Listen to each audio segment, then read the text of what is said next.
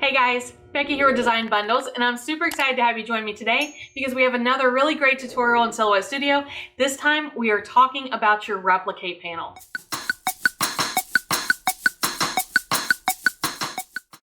Alright guys, so here we are in Silhouette Studio, and I'm here to talk to you today about the replicate panel. Now to start off with, the replicate panel is going to be over here on your right hand side. In my opinion, it looks like a spinning pinwheel, but you can also find it if you go to the top menu, click on panels, you can find the replicate listed as an option. Both of those choices will lead you to the same place, so whatever's more comfortable for you. But what we want to talk about today are all the different options that are available using both your replicate panel and a few shortcuts. Okay? So first of all, replicate covers a lot of different aspects, so to speak. You do have replicate, which is to, basically make another copy, right? That includes a duplicate. You can duplicate in rows and columns. You can fill a page. And then you can also do the same thing in a mirrored format. And then you can also do rotate copies. And we'll talk about each one of those individually. Your next is going to be rotating your number of copies in a more advanced format. This means that you can choose the number of copies you make. You can, when it says position of each copy, what that means is it will make a row or a column. And then you can also choose a custom rotate option. And last but not least, and this is probably one of the more common tools to use for the replicate panel, this is going to be your object on path replicate tool. All right, so of course, let's go ahead and start at the beginning. Now, I'm just going to choose a heart. That's probably my favorite flexi shape to use. Now, flexi shapes, they start, you gain access to those at the Designer Edition Plus feature. So if you don't have flexi shapes, don't be concerned. You can use any, you can even just type out a letter. It does not have to be, a certain shape to be able to do this. But let's go ahead and make this just a little smaller. And you can duplicate. You can duplicate to the right. You can duplicate down. You can duplicate to the left. And you can continue to do this as often in any direction as you want.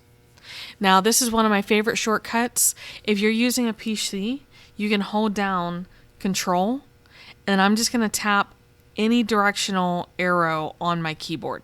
So left, left, left, up, up, up. And the whole time I'm holding down the control button on my keyboard. If you were on a Mac, you can do the same thing. You're just going to hold down the command key. Okay, so that's probably one of my favorite things to do. And part of that is because when I am designing, it's easy for me to create a duplicate to the left, make whatever change I need to the original. And then I can simply make another duplicate to put an exact copy back in its place. All right. And you guys will see me do that in certain designing videos. So that's where that comes from. All right. It just makes it very easy. That way I don't have to try to, put that heart back in the exact place that it was by hand. I can just use the duplicate shortcut. Okay. Now let's get back down to our overview. You can also choose to duplicate in rows and columns. So I can duplicate in a column of 4 or a row of 4. I guess I said that backwards. I could do a row of 4 or a column of 4. Okay. I can also choose an item and choose fill page. Now, fill page is not always the most how do I want to say this? It's not the most conservative way to fit your pieces together. So if you are using fill to page because you're trying to squeeze a lot of shapes on one page, you want to actually look into your nesting feature. And we do have a video on that. Okay, guys? So But you can still fill a page, especially if you're obviously, it's going to work on using one exact copy of a shape, right? Now let's talk about your mirroring. Now this is a heart, so it's not a big deal. But if I were to show you an example of a letter, okay. So I just want, I know that took a minute, but I wanted to get a letter in there for you so that you can see if I can choose mirror to the right.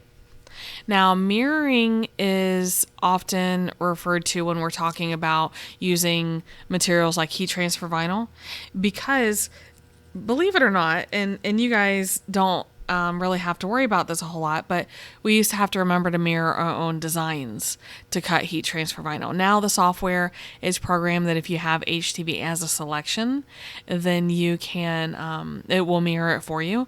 Given the right circumstances, it even does it correctly. And of course, we have a video on that for you as well, if you guys want to check out our library. But so a lot of times if somebody says, hey, did you mirror? Don't forget to mirror. That's where you can actually find that exact feature. And it does not matter if you mirror to the left or the right, or if you mirror up and down. Because up and down, obviously it's going to tilt it in a different direction. But if I were to spin this around, guess what? It's still actually mirrored. Okay, so it doesn't matter which way you do that. Now, if you're mirroring this for the simple purpose of using it for heat transfer vinyl, you can actually right click to gain access to your shortcut menu and use the flip horizontally. And that's going to take care of the same thing. So there's a couple ways to take care of that. Now let's get rid of the M. We don't actually need that. And let's talk about your rotate copies. Now, the best way to show you this, actually, I'm going to get rid of that heart. I'm going to use a circle. Now, this is the way that I used to teach being able to create your own monogram frames, because we didn't have object to path. It makes me feel really old to tell you guys about things that we didn't used to have in the software. But I'm going to make another copy of this circle. And I'm going to group these together. Now I can rotate one copy, and basically all it does is give me a duplicate and it rotates at 90 degrees. I can also do 3 copies. Obviously you see it spaces them out evenly. I can go all the way up to 5 copies as far as the pre-programmed options here. Now, if 5 copies is not enough for you, you can group those together and do it again. So that's why I used to teach this for monogram frames, because, in the matter of about, 5, 6, 10 seconds, I can have a simple monogram frame here. Now let's go ahead and jump over to our next icon. This is your advanced replicate. And this is going to do pretty much the same thing. Now I'm just going to leave the position the same for now. But say I wanted 9 copies. Let me see. And what degree do I want those in? If my math is right, we want those in 40-degree increments. But that doesn't sound right. Let's do 20. There we go. So that almost worked. My math was almost right. I ended up with a duplicate right back on top of my original. So if I did 8 copies at 20 degrees, then that's going to give me exactly what I was looking for. And same thing, I could do, let's do 16 copies at 10 degrees? Close. 17 copies at 10 degrees. Okay, and it does practically the same thing. Now, another thing I was telling you was that you can control, I'm going to go back to my flexi shapes. We'll use a star this time.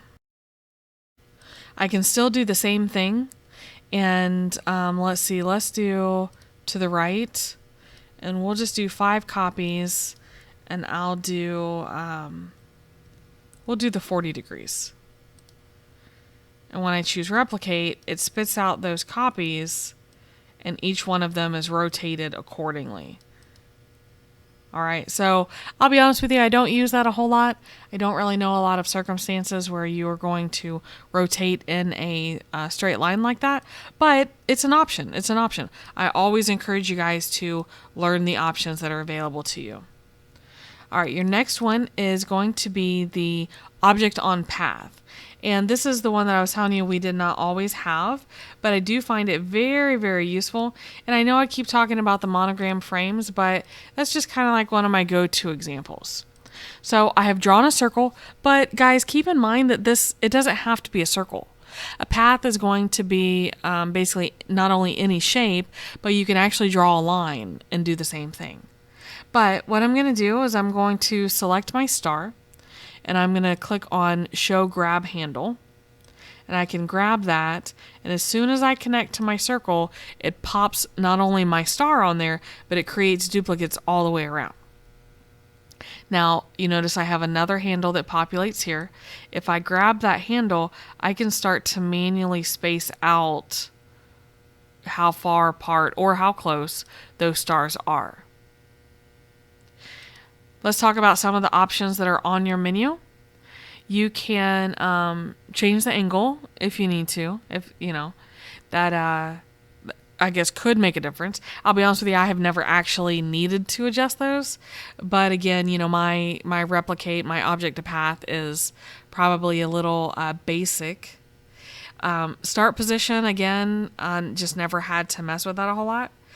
I can change the number of repeating copies if I want to, and I can also increase or decrease the step length. All right, now because let's see, there we go. You actually have to click on it first, in case you're wondering. You have to click on the stars first. But like I said, I can do the same here manually, and you'll see that it updates down here as well. Now let's go ahead and we're going to choose release copies, and that's going to release all those stars. So now I can delete out the circle, and I'm just left with my ring of stars that of course then I can group together. All right, so now, and all I did, guys, I just used the undo button multiple times. Undo is always your best friend. Let's just, you know what, let's draw a line. Now, you have to forgive me, my freehand skills leave a little to be desired. But if I do show grab handle, it'll do the same thing. So if for some reason I need to use a specific outline or shape to, arrange, I'm going to use a shape because I'm using my flexi shapes, but in the event that I needed to be able to manipulate these shapes into a certain pattern, then that's something that I can do even if I had to freehand draw it. And then you can do the same thing, you're just going to release copies. If you guys ever try to release copies and it does not work, do make sure that you have the entire design selected. For some reason, clicking on part of it just doesn't work, but if you make sure you have the whole thing selected, then it will. And guys, I mean, that is the very basics of using your replicate panel and your replicate tools. It is definitely something that is very, very useful, whether you're, filling a page with polka dots, making your own monogram frames, or, just learning to use the mirror and the duplicate to make your designing easier. I definitely would urge you to come in here and check it out and see all the nifty things that Silhouette Studio has to offer for your replicate. So guys, how did you feel about your replicate panel? Now I feel like the replicate panel is one of those ones that you're like, man, what in the world do I do with this panel? What do I need these tools for? Hopefully we were able to show you some really cool examples today, and maybe a few light bulbs went off, right? Now, of course, if you have any questions or comments, be sure to leave that down below. And, guys, if you learned something, make sure you give us a big thumbs up, subscribe to the channel. All the support that you guys show for us just really, they make my day, but more importantly, they keep our channel going and we can keep bringing you these videos in the future. So I'm going to wrap it up for today, but again, I really appreciate it and we'll see you again next time.